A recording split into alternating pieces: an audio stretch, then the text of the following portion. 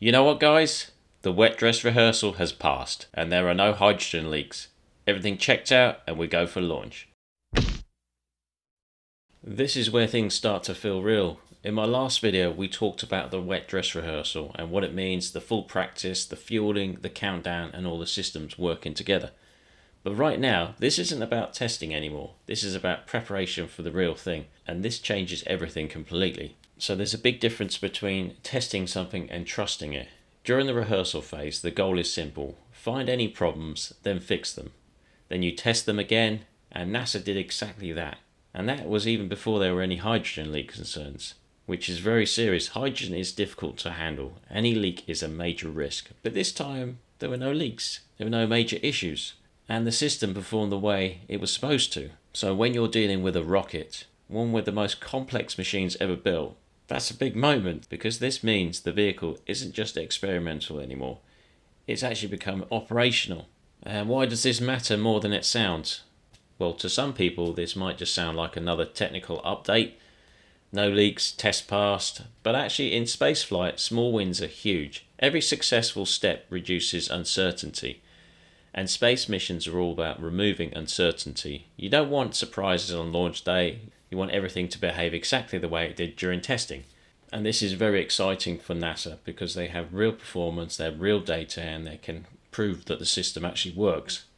What we're seeing now is momentum. For years, Artemis has been in development, designing the rocket, building the spacecraft, testing systems, solving problems and delays. They've been sorting out all the adjustments, and then they've been doing more testing, and from the outside it can feel slow. But this is actually how space exploration works. So they do all this so nothing goes wrong in space. And now after a successful wet dress rehearsal, you can actually feel things moving forward. This is the phase where planning becomes scheduling and where preparation becomes execution. Now let's talk about the hydrogen issue for a second, because this wasn't just a minor technical problem. Hydrogen leaks were one of the main reasons earlier testing go as planned. And hydrogen isn't forgiving. It's highly flammable, it escapes easily, and if it's not controlled perfectly, it's a major safety concern.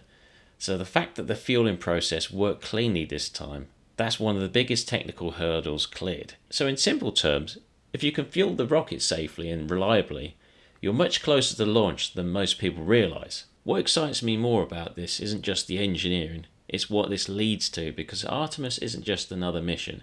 This is about sending humans back beyond low Earth orbit, back around the moon, farther than astronauts have travelled in more than 50 years. Just think about it, for decades humans have stayed relatively close to Earth, but Artemis is the beginning of going much deeper into space. And every successful test brings that moment closer. So you're probably asking yourself why NASA takes their time with things. Now some people might ask this question: if the rehearsal worked, why not launch immediately? Well, because NASA doesn't want to move on emotion. They move on data. After every test, engineers go through everything. They check the temperature, pressure, valve performance, timing, software performances. Even if everything looked good, they still analyse every detail, because in spaceflight you don't launch when things look good. You launch when the data proves it's good.